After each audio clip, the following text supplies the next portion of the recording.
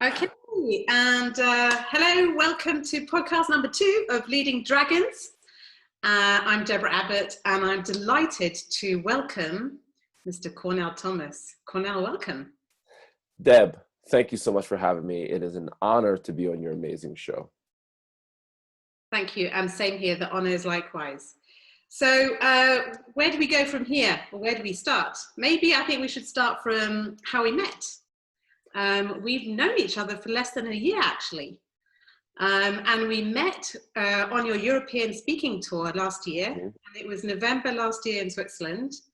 And I remember just your 1 hour stage presence and speech. And I can say that if you're sitting in the audience, you don't have a choice other than to listen and just be totally engaged, because your energy is so powerful and it's so purposeful, and it's just and it's really magnetic. And so I remember that, and it was it was a 2-day conference, and on the second day I get an instruction from you saying, you're coming to lunch with me and another change maker, and we're going to eat pizza. And I just remember sitting perched on those stools in that restaurant in that German speaking part of Switzerland, eating pizza and laughing till I nearly fell off one of those stools. Yeah, that was such a fun, I remember you were recording, I think, Sammy, or giving him time or something, right? You were in the back, and I just happened to be sitting back, right next to you. And then we had a super, brief exchange. And then, once we started talking, it was I tell people all the time, it's just energy, right? It's all energy. When your energies match up with each other, it's I feel like I've known you for 15 years, and we've only known each other really a year, exactly, almost a year. So when we connected, I remember not just when we were at the event, but the times that we kind of went off and we were speaking off to the side, about life and work and all sorts of, we had such amazing conversations. And when we went with Gary to get something to eat, we had to, first off, we had to run there and run back. We had 15 minutes. I think we took an hour. And we were just nonstop, just joking around and being silly geese. So once I met you immediately, I was like, oh, I love this woman. She's great. So and that was the first time I met Gary in person. I was on Gary's podcast, but it was the first time that we ever met in person. And we happened to be roommates. I haven't had a roommate since college, not even before college. So me and Gary were roommates there. So we bonded, and then meeting you and talking to you, we were the three amigos. It was so much fun having those conversations. Yeah, the three musketeers. So yeah. You're sitting in New Jersey? Yep, I'm in New Jersey right now. So thank you for getting up. I'm sure you've been up for the last few hours anyway, doing your running and all that. So I think we'll start with the big question, Cornell. Okay. So what is your calling? What are you here to do? Okay, that's a very good question. And the funny thing is, I try to tell people all the time, is you sometimes think that your calling is one thing, because once you love something, you say to yourself, there's no way I can love something as much as this thing. And for me, my identity and my calling was wrapped up in basketball. I thought since 16 years old that I was put on this planet just to play basketball. That was it. And coming from adversity, my father passed when I was really young, and my mom raising a bunch, 5 of us by herself. I thought, if I play professional basketball, that I can help my mom with the bills. I can help her sit down and relax and not struggle as much. So I put everything into basketball. When people see me now, they're they think that I'm a crazy person now. I was crazier when I played basketball. I didn't have, people have hobbies, they have other interests. I had one interest, and it was playing professional hoops. So through that journey of trying to play professional basketball and getting injured, once I got injured before I was supposed to go and play professional basketball, I had no idea what it was that I was supposed to do. I had no clue. And I do believe that God, or the universe, or whatever you call it, gives you signs that you're not supposed to be going down this path. Even if you think this is the right path, you get these little signs man, maybe there is something else. And right before my son Bryce was born, I just started getting a pull with basketball, because I went from playing basketball right into coaching basketball. And I threw myself into that. It's like changing relationships. I went from one relationship, no break, right into the next relationship. So I didn't get an opportunity to find myself and say, well, no, sit back, right? What is it you're supposed to do. Like, ask yourself that question. I went right into the next relationship. And because I'm a psychopath, I was 100% into coaching, nothing else, just coaching, coaching, coaching. But in that coaching, I started to realize that I was put on this planet to help people, because I started to see the kids that I was able to help. A lot of kids from the inner cities, kids from the indigenous areas that didn't have mentors. Like, I grew up without a father. So these kids, a lot of them didn't have father figures. So they looked at me as that, like that father or that big brother. And I was like, okay, I'm supposed to help people, but I still thought it was through basketball. And when you start to get this shift, like maybe this isn't it, it's very scary, because when your identity is wrapped up into one thing, you don't really, like I said, I didn't know who I was. So right before my son was born, I started to get this pull, and I was on, when people ask me, how'd you get into speaking? Did you go to like Peter Smith's coaching program or blah, blah? I'm like, no, none of that. I was on Facebook and I was reading my timeline. It was just negative. I took a book of positive quotes. I started taking quotes out and I put it on Facebook. That's how everything started. Like, literally everything started with me reading my timeline, seeing the negativity, and taking quotes out of a book and putting it on Facebook.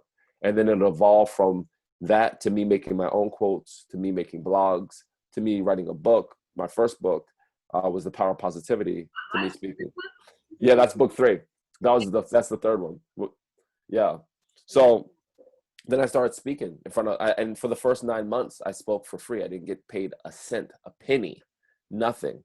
And I spoke all, like, 5 people, 10 people, 2 people, myself. Like, I was speaking, anybody that would listen to me, I would speak. And then eventually things started to open up, and here I am. Yeah, that's such a beautiful calling, is to help others. And you were able to, how should I say, unveil that by deciding to step out of your comfort zone, out of basketball, out of coaching basketball, and going, okay, right, I don't know anything about public speaking. I actually don't have any, qualifications as such, not that they necessarily qualify people any better than those that don't have it. But I'm just going to go ahead, and you really trusted your gut, your heart, and your intuition, and you just stepped in there with belief. And that's a beautiful way to introduce the title of this podcast series, which is Leading Dragons. And because, typically dragons are seen as harmful, dangerous creatures, and that's in the Western culture. However, in the Eastern culture, dragons are depicted as beasts that are fearless and that are powerful. And I'd like to connect those with what you often, there's a term that you use quite a bit, which is the great ones. And you reference that quite a bit in your book and also when you speak on stage. So what is for you, what is a great one? Yeah. The great one, here's the thing. People think that being great means how much money you have, right? Or how many people follow you. That's all BS to me. Being great is not about that. Being great to me is about impact. My mom is a great one because she impacted our lives to the point where all the things that she taught me growing up still are inside of me now. Like, those messages, I relay those messages to people as I'm speaking. A great one is someone that I don't think there's anyone on the planet that's fearless. I think people fear less, right? They're not fearless. They fear less because I always have fear. Fear for me is fuel. Like, I was going on a run today. It's like, okay, I know I have a short run today, but I have to get up and run and do this. Like, you start getting that, like, that tingle when you're about to do something, right? That's fear. Yeah. But I fear less than other people. I fear less than other human beings because the fear does not stop me. Doesn't make me sit there and overanalyze what I'm supposed to do. And there's a big difference between fear and danger, right? Fear is maybe leaving your job and going to another job. Danger is being trapped in a lion cage with a lion. That's real danger. Like, you're gonna probably die, right? There's a difference. So I think we get the definition of fear and danger misconstrued. And I think people that are great just fear a little bit less than people that are not. And they work extremely hard. And there's no magic pill, right? Like, there's no 8-minute abs. Guess what? You're not getting abs in 8 minutes. I'm sorry. Like, you have to diet, you have to exercise. There's other things that you have to do. That ain't working. 8-minute abs ain't happening, right? So it's fearing less than other people. And I think it's putting extremely like an extreme amount of work and passion into what you do. That's what makes you great. And at the end of the day, if you don't have a mansion and a yacht and blah, blah, blah, and you're just impacting other people and you're showing up the best version of you every single day, then you, my friend, are a great one. And that's beautiful. And one of the messages that I like to pull leverage from there is that, you know, use fear as fuel. And this is what you do, Cornell. And especially in this very bizarre year, 2020, with the pandemic and, you know, things that are falling away and a lot of disruption, the disruption of systems, sorry, I can't speak, disruption governments and even belief systems. And so and also our resources, money and people, lots of layoffs. We've never seen anything like that. We talk about potentially the Great Depression that's going to hit us sooner rather than later. What does 2021 hold us? And so this fear that people normally keeps people sort of below the bonnet. What's happening generally across the scale is this fear is paralyzing the majority of us more and more. And through the mainstream media messaging that we're getting, it's like, you know, stay at home, you got to be even more scared because that's how we're going to control you. And let's just put that into how organizations have been driven over the last decades. You know, despite the fact that we've had fantastic, inspiring thought leaders who are speaking up, who are taking to the stage, who are sharing their message. And so this year, I was going to say today, in 2020, when we see all our resources falling away, it's also been that lockdown time where we spend a lot of time with ourselves. Yeah. And this is where we're like, right, okay, so I've lost my job, resource gone. I've got less financial income, resource gone. Perhaps there's some other resources as well. So when all those start falling away, which we've been leaning on for so long, what's left is our resourcefulness. And so how can we, all of us, you know, all the listeners listening in, how can we start tapping into that resourcefulness? And what can we start doing, you know, when we all face that fear, just like you do, and how can we turn that into fuel? Yeah. Well, a couple of things that you said that for me are right on. Now, the first thing is the news. Turn off your TV. That's the first thing you do. First thing you do, if you want to fear a little bit less every single day, turn off your TV. If I watch my TV every single day and I watch the news every single day, I would not leave my house because you would swear there's like a dinosaur attack or like something that's going to happen next. That's going to be just something crazy. So the first things first, turn off your TV. Second, one of the biggest things you fear when you're working for a machine, right? When you're working for a corporation, what do you fear? You fear losing your job. Okay, that is the biggest thing. Like, I can't lose my job. I can't lose my job. So you accept crap, right? You accept being talked to bad. You accept getting, you know, crap assignments. You accept being on crappy teams because you don't want to lose your job. Well, now there's so many people globally that you no longer have your job, but they've never asked themselves, what would I do if I didn't have this crappy job? That's where when you're in a machine, right, the resourcefulness isn't there because people are thinking for you. You're not thinking for yourself. So now you take that away and you have to think for yourself. It's like when I was saying with me, all I knew is me as a basketball player. I went from one relationship to the next one. I didn't know, like, who am I? So now we're starting to ask these questions, hopefully. But there are some people that are so upset and so angry that they have that job. They're already like, well, how can I get this next job? How can I get this next job? Instead of realizing, wait a second, if you have a roof over your head, you have food in your stomach, you might have a little time to figure out, well, what do I want to do? Do I really want to go back into the environment that I didn't like? Like, what is my skill set? And I would love to ask your audience, just people in general, have you ever sat down and wrote down what am I skilled at?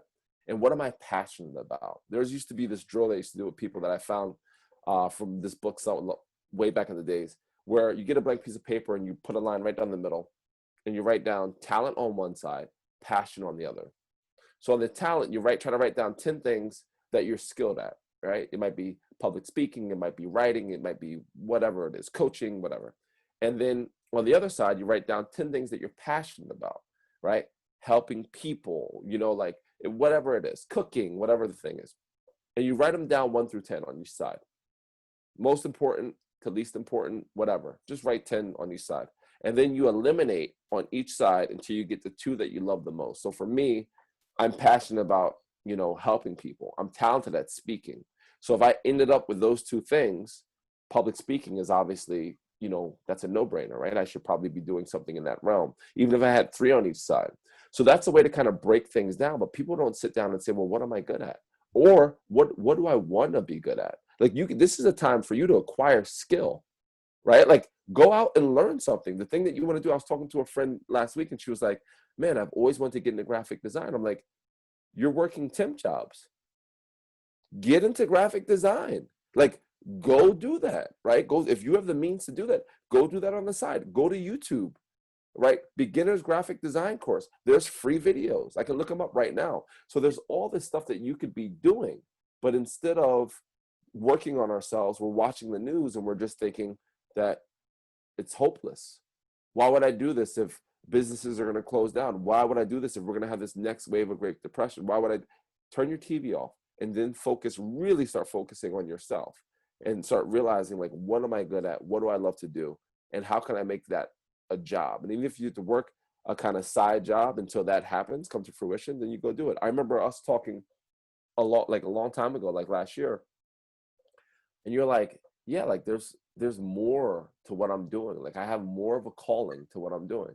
And now fast forward now, you're doing this show, right? So it's like in time, if you keep working on it, keep looking inside, something good is going to come out of it. And yeah, and that's beautiful because, you talk about looking inside like it's some kind of second nature. But, how are we hardwired? Are we encouraged when we're little to look inside? Well, at least not our generation. That's for sure, right? It was like, no, shut up, eat this. I don't need your opinion. Listen to me, discipline, and just go with the rules and do what the adults tell you to do.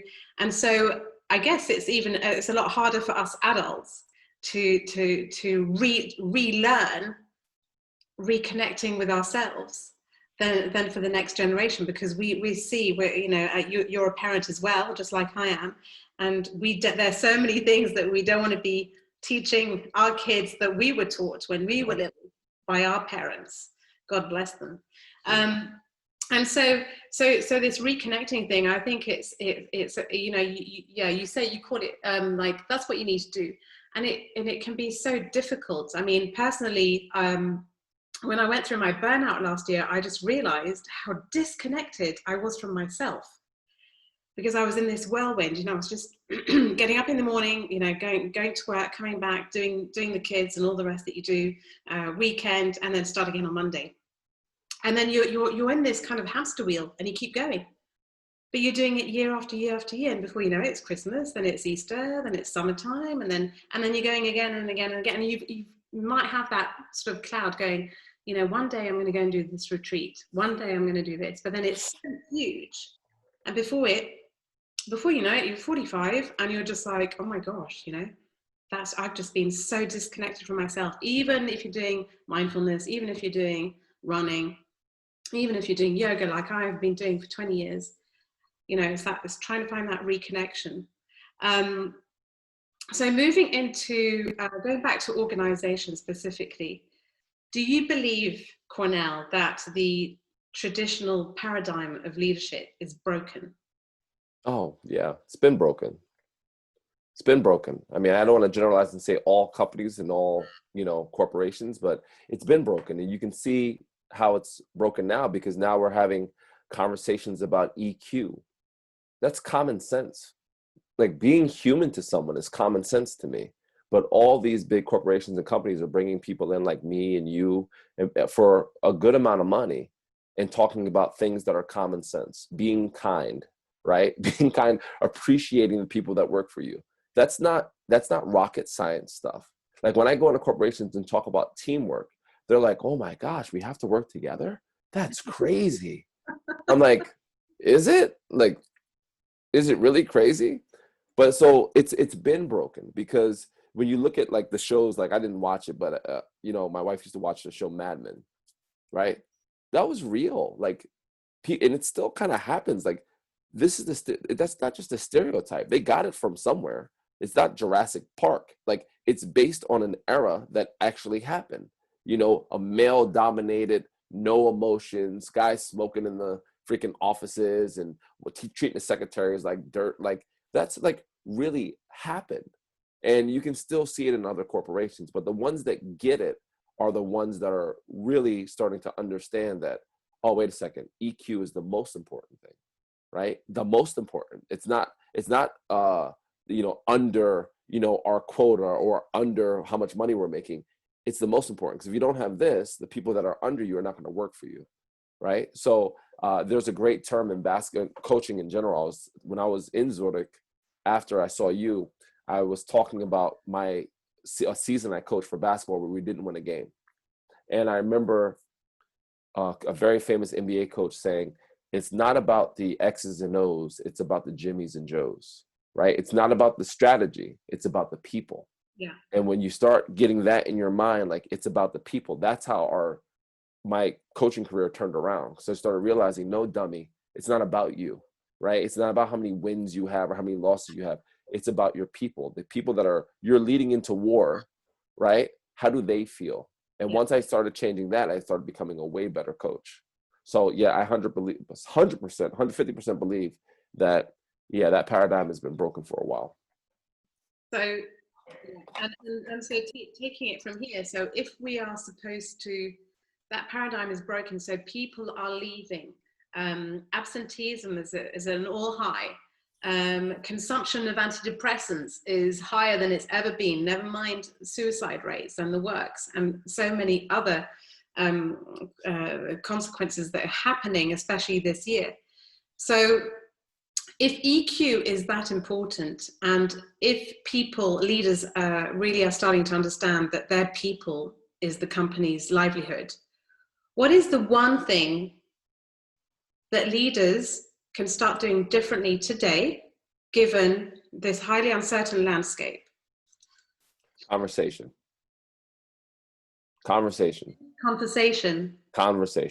Open conversation, communication. There's a humongous disconnect between here and here. Huge disconnect. You have to have conversations. When I was in Switzerland, I was talking to someone that was a high up leader, and he told me, he said, you know, I feel like my employees are afraid of me. You know, he's a big guy. He's like my size, big guy, really nice guy. Like, really, like, I had great conversations with him. He said, I feel like my employees are afraid of me. I said, well, how often do you just bring them in and talk to them? He's like, well, you know, my upper management. And I was like, well, how often do they get a chance to talk to you? Like, I know time is important and time is money and blah, blah, blah, blah, blah. But obviously there's a disconnect there.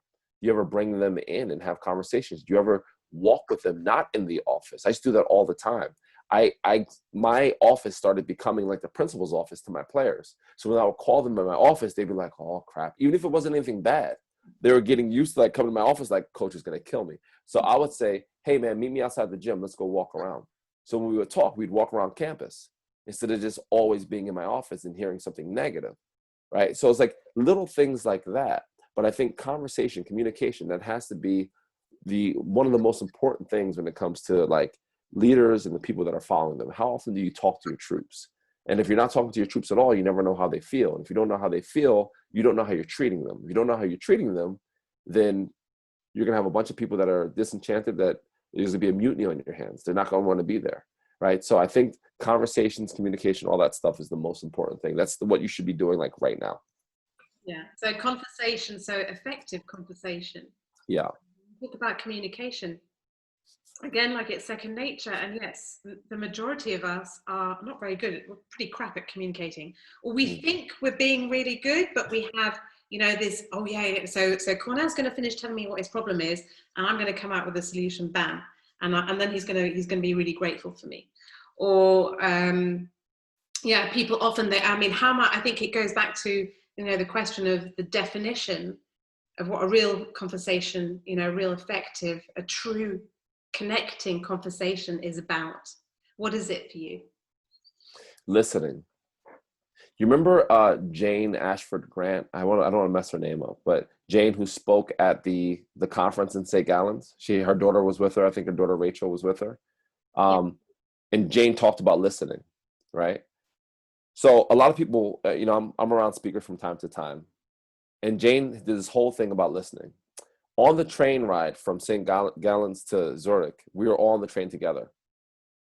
And Jane asked me about my life. And I swear to you, Deb, she is the best listener that I've ever been around in the history of listening. Like the best listener, to the point where I wanted to take her pulse. I was like, is she alive? Because she was so quiet and she was just nodding her head and listening to everything that I said, and then replaying what I'm saying back to me, which shows you what a good listener is, right? When they can go to your points and then kind of piggyback off your points. And then I said, please tell me about you. And it forced me to just shut my mouth because she was such a great listener and just kind of be engrossed in her story. And I was like, wow, this is someone that talks about this and really lives it. And I think listening is the most important. We're always waiting to talk instead of hearing what the person is actually saying that's talking to us, right? If I don't hear you, Deb, I can take your message and misconstrue it so quickly, right? And make it into something else. Or I can talk over it and not hear you at all. And if you feel like you don't have a voice with me, then you're not going to have that conversation, right? So I think listening is crucial in terms of having effective conversations and good communication back and forth. Yeah, and we're not taught that unless we purposefully go and sign up and go on a coaching, executive coaching course and learn about, the different levels of listening.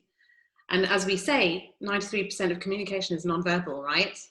So, and it's also having that readiness to be vulnerable, because, if I was going to be truly, I want to have a conversation with you, Cornell, but I'm a bit disconnected with myself, but of course I don't know about that, right? And you're going to start telling me about how you feel. I mean, how many people are truly comfortable and ready to go, okay, so tell me, how does that make you feel? Yeah, not a lot. Because that's, I don't know why these subjects are taboo, right? There's so many subjects that are taboo, like feelings and emotions. Like that shouldn't be something that's a taboo subject in the workplace, right? If it's like, if you have feelings in the workplace, then there's a problem with you. Like there's something wrong with you.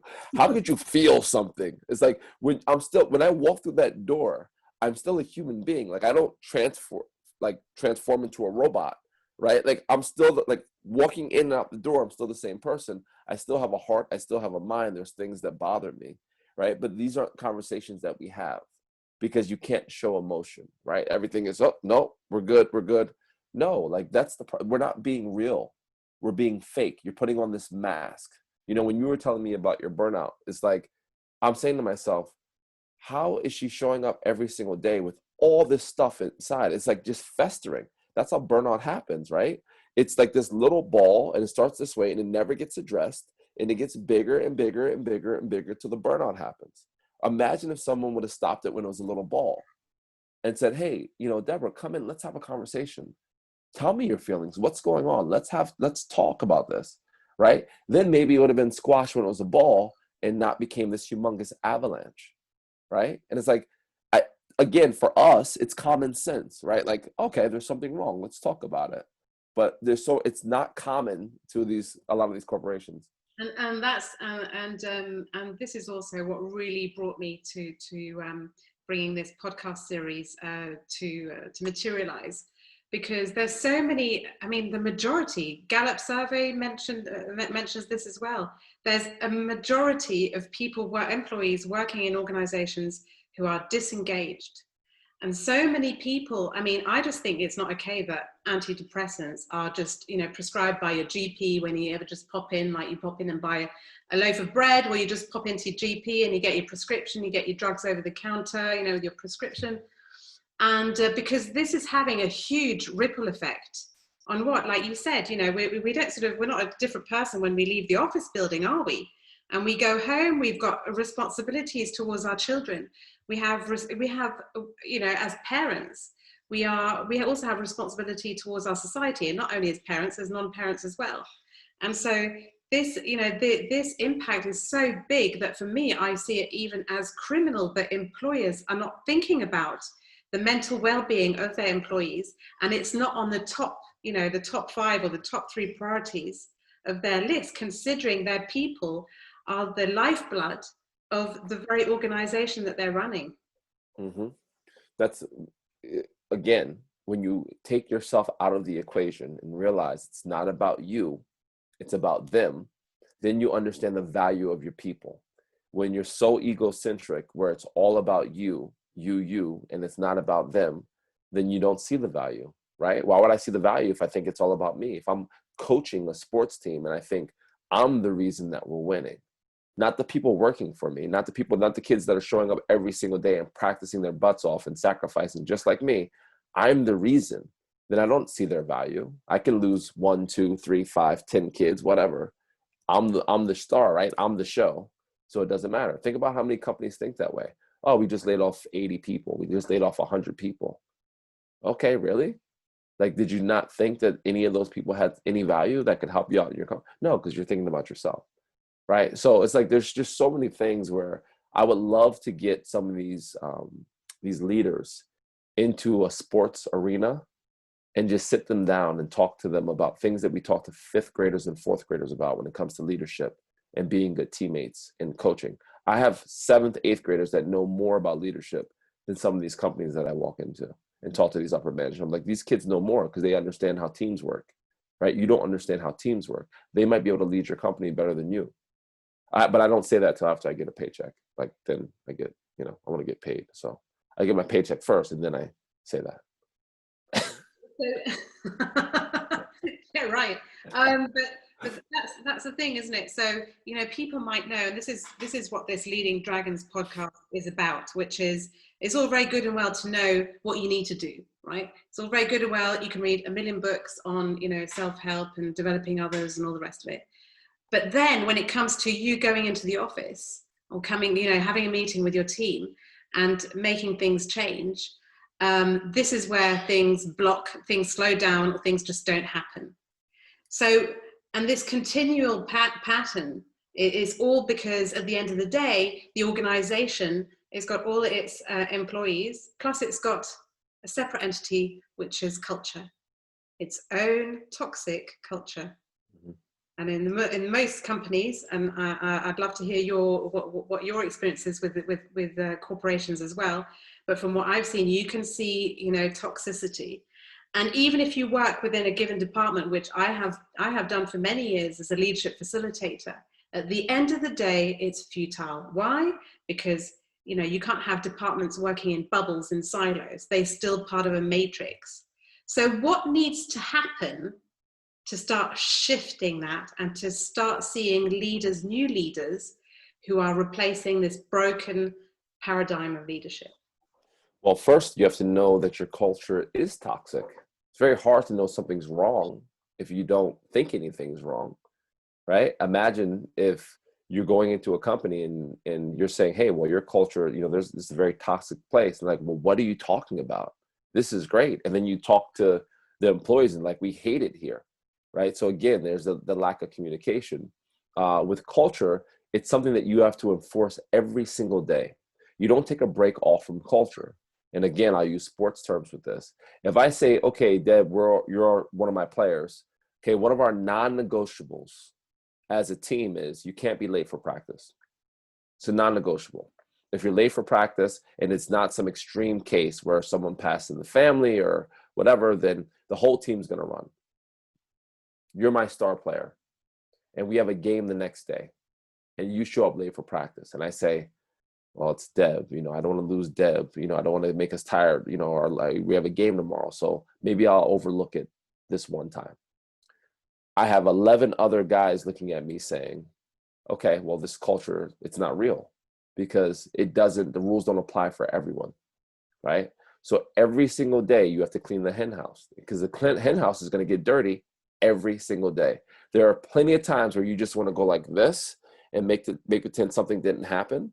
But the people that are working under you are going to see that you're letting things slide. So the reason that culture isn't, good culture isn't enforced is because it takes a lot of work. Trust me when I say this. No other place than sports. It takes a lot of work. And there are little things that are big things. Like that example that I just said. Some people might think that's a little thing. That's a humongous thing. And once you lose your culture, once it's out that this culture is not, these non-negotiables are negotiable, it's done. It's done. And it takes a while to get it back.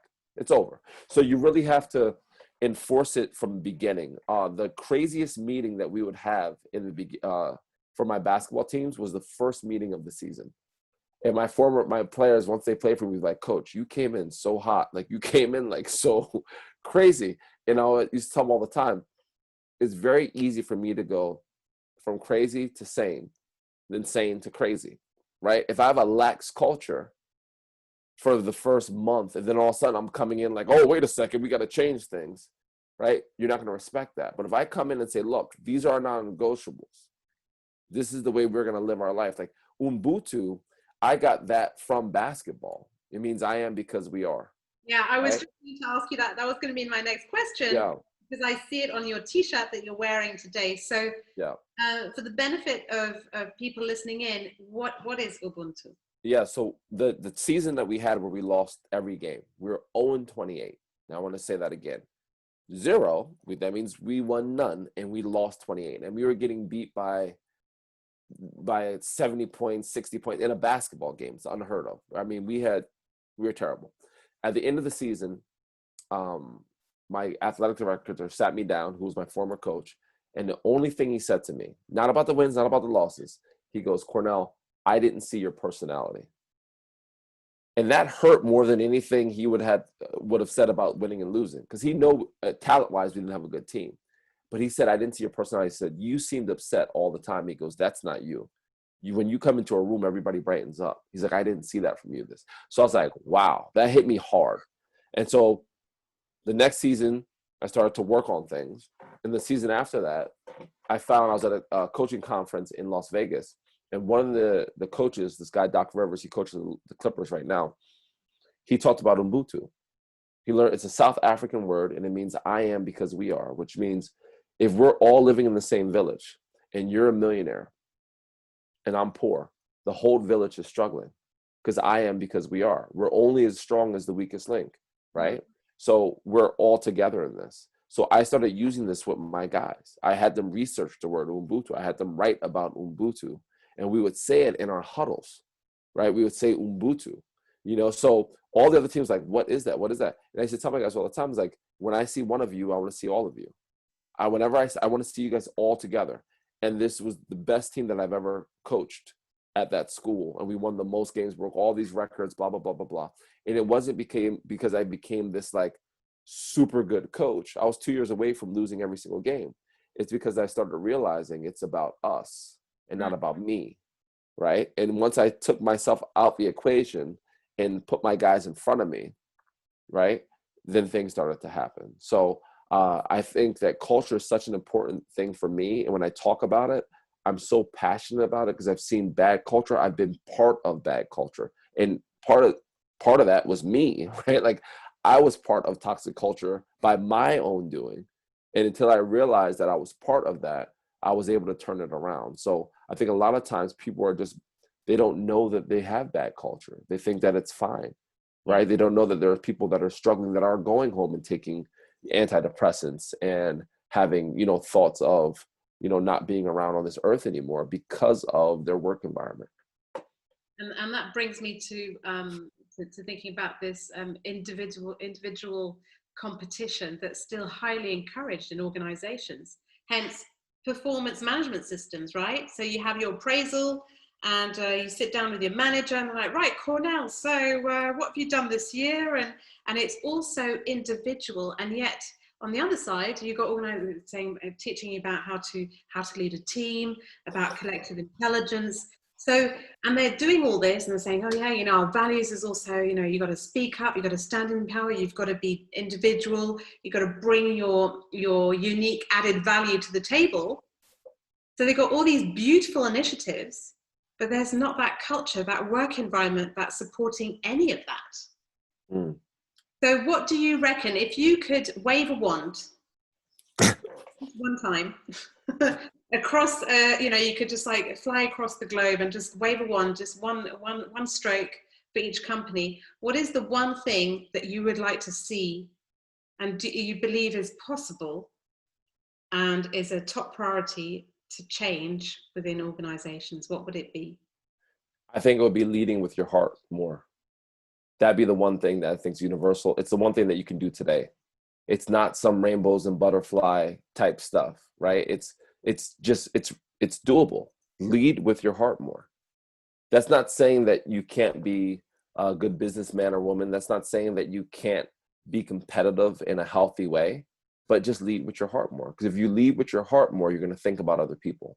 And the problem is there's a lot of people in these companies and corporations that are forgotten, right? From the moment they get the job, they're forgotten about until you get to a certain level. And now people, all suddenly they see you. That's BS. That's crap. You should see everybody. You should see the janitor. You should see the person that is the fields person that's working around the field. You should see everyone, the people that are in the cafeteria. No one is invisible. Are you freaking crazy? Right? But this is the way people think. You won't be talked to until you get to a certain status. That's garbage. That's not leading with your heart. That's you saying, oh, okay, well, you're below me. No, everybody's here, right? Your position, your title might be here, but as human beings, we're here, right? We're all, no one's below you or above you, right? So I would say if I had my Harry Potter wand, I would do this, Expelliarmus, and then all of a sudden. Not your fairy wand, sorry. No, yeah, wand. Harry Potter, let's make the distinction. I would go here, and then everybody would lead with their heart. And that would just change everything. It would change conversations. It would change everything. And it is. I'm a very big believer that change can happen overnight. Yeah. And you can transform teams in 3 hours. I've done it personally because I've just applied the skills and the experience that I gained previously. And so, you were saying about how we are, at the end of the day, we're all equals. And yet in these corporations, there's so much of this still going on. Yeah. So how can the people who choose, okay, so actively and purposefully, as of tomorrow, I'm going to start leading more with the heart, and I'm going to start exploring that. I'm going to start with the safe people, the low-hanging fruit, and then I'm going to work myself up. So how can they do that with in a hierarchical, highly political environment? Yeah. Well, you have to start recruiting people, right? You got to recruit people that are like-minded. And like you said, the low-hanging fruit, those become your best advocates. People that you know that if you start leading with hearts, like, oh, I can have conversations with Mary. Like, Mary's great. She'll get it. Oh, John will get it. Well, let's get Mary and John together with me. So now we have 3 people, right? And now let's start recruiting. Okay. So when you're recruiting the low-hanging fruit, the people that you know believe that. They're in their core. They're like, yeah, let's lead with heart. That makes plenty of sense. Right? After a while, you're gonna have an army. So we have the people that are not like that. Either they're going to buy in or they're going to leave, right? Like it's either or. Either they're going to buy into it, like, oh, this makes a lot of sense. Or these are toxic people that maybe your organization is not the right fit for them, right? So my whole thing is recruiting. What I used to do is so funny. Whenever I had a kid who was, let's say, a little difficult, right? Or a kid that didn't work as hard, I would put them in a leadership position during practice. So I wouldn't make them a captain, right? Because there's kids that are more deserving that needs to be captain. But I give them little things. Like there'll be drills where I'm like, all right, Mike, you lead this drill. Show us how this drill is supposed to be done. Or when we were demonstrating something, I'd bring them out, right? And let them know, like, I see you, man. Like, you're not working that hard, right? You might think that I'm going to forget about you because you're kind of difficult, but I'm not. You're on my radar. I'm not gonna, like, you're not gonna be able to hide off in the background and be toxic or do whatever you want. No, I'm gonna call you out. Oh, come on, man. No, show us this drill. No, lead us through here. And not in a sarcastic way. I'm gonna give you leadership. I'm gonna give you a voice. Now, what you do with that voice is gonna determine where we go from here. So if you come out and you demonstrate the drill and you go hard, it's like, oh, now I'm gonna give you a little bit more. Now I'm gonna give you a little bit more. Next thing you know, now you're one of our leaders, right? If you go the other way, then we got to start back from square one. So there's just so many things that you can do. But when you recruit people, like if me and you were in the same company, you'd be the first person I talk to. I'd be like, Deb, this is what I'm thinking. What are you thinking? And you'd be like, yeah, for sure. And I'm like, okay, well, in your bubble, right, your group, who do you think? Oh, I got 2 or 3, and immediately I got 4 or 5. We got like 10 people. I don't care if your company, I don't care if you have 500 people, 800 people. We got 10 warriors right here. Okay, cool. Let's start recruiting. And then we just slowly just start building. Now you got 100, 150 people that are leading with this, right? And not with this, right? And not with this. We're here first. Yeah, and this goes back to what you said right at the beginning, which is everything's energy, frequency. Mm-hmm. So we would recognize each other, wouldn't we, within a company? Yep. And it just reminds me when I joined the last organization where I went back into my corporate job, if you like. I connected with a lovely lady called Ushang, and she came up to me, and we connected. We were vibrating at the same frequency really early on, so we kind of like recognized each other. So we moved on very quickly from the chit chat that we were doing in the kitchen by the coffee machine, right? And she comes up to me one day, and so she's rolling her eyeballs and all that, and she goes, Deborah, it can be furry, it can be 4-legged, it can have a tail, 2 ears and whiskers. You can't call it a cat here. And it's like, oh my gosh, you kind of just summed up the culture perfectly. It's exactly that. We're just avoiding the elephant in the room because we're all in on this. And or like another time when I'm at the meeting, I'm chairing a meeting, and somebody, this was in a separate organization, somebody basically blatantly lied to me saying, oh no, I never said that in last week's meeting. Okay, and these are high-level senior managers. So I looked around the table, the room, and everyone else who was also in that meeting of last week, they were just looking at their shoes or their phones. And you're like, wow, that's the culture right there. So what do? Do I just go, hey guys, what are we doing, But because they were all in on it, and I wasn't in a position, or I didn't have the strength to do that, and that's what it is, isn't it? We go back to fear. And facing that fear, and is it who was the lady who wrote that book, Feel the Fear and Do It Anyway? Let fear be our fuel and not stifle us. Yeah, you talked about politics, and what do politics do? They divide, right? So politics makes you choose. You're either on side A or you're side B. Rarely do they give you a C, D, E, F, or G. That's what's the funny thing in the nonsense of politics, right? You have 2 choices, and both choices can be the worst choices. Like, hey, do you want to eat crap, right, or drink pee? Like, which one do you want to do? And you're like, neither. I don't want to do either, right? But that's what politics do.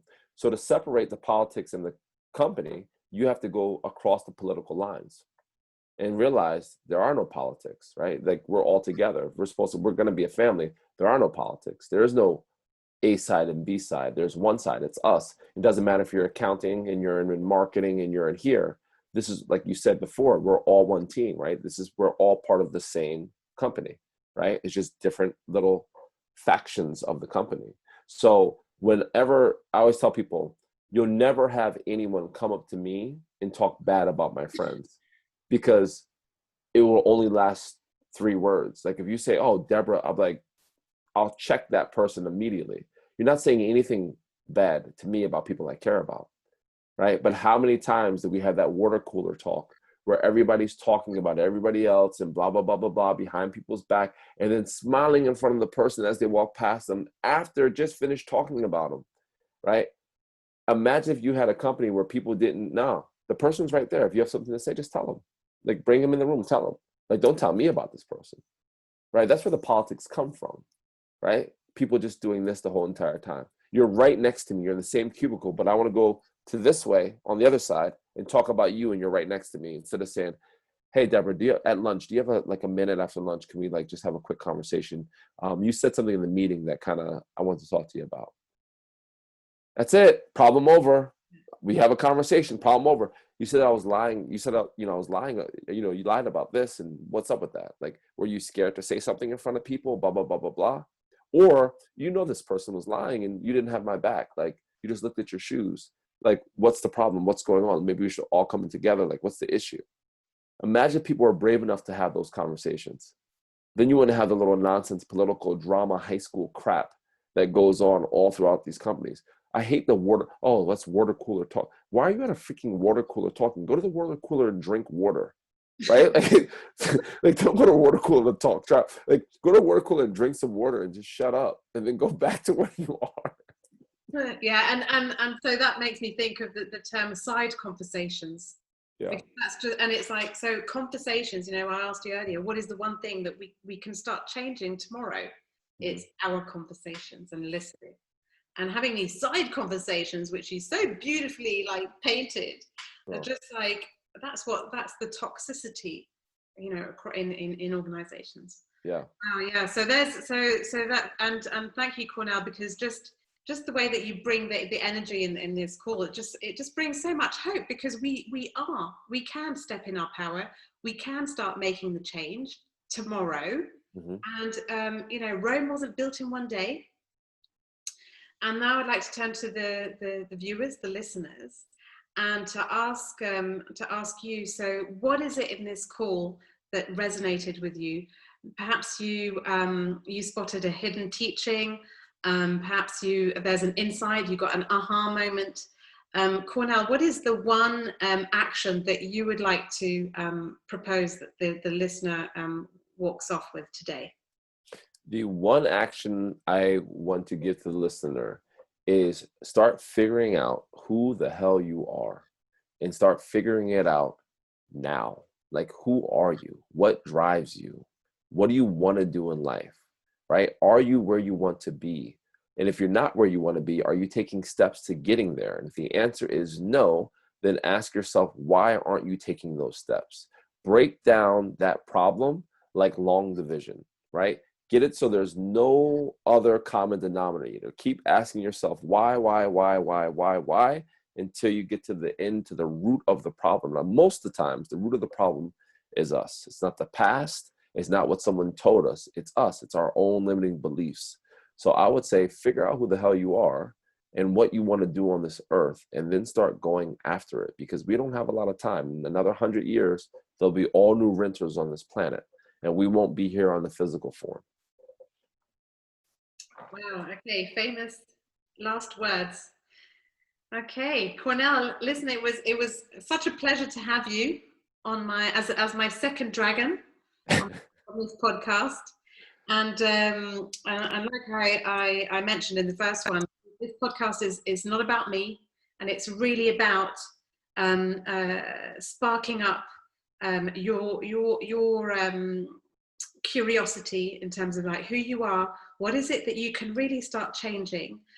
What action would you like to self-assign? So it's a promise to yourself, because at the end of the day, like you say, Cornell, yeah, it's not about looking to the left. It's not about looking to the right. It's just between you and God, or you and the universe. So Cornell, on that note, thank you so much. It was lovely to have you. And I'll see you soon. Can't wait. Thank you so much for having me. Thank you, Cornell.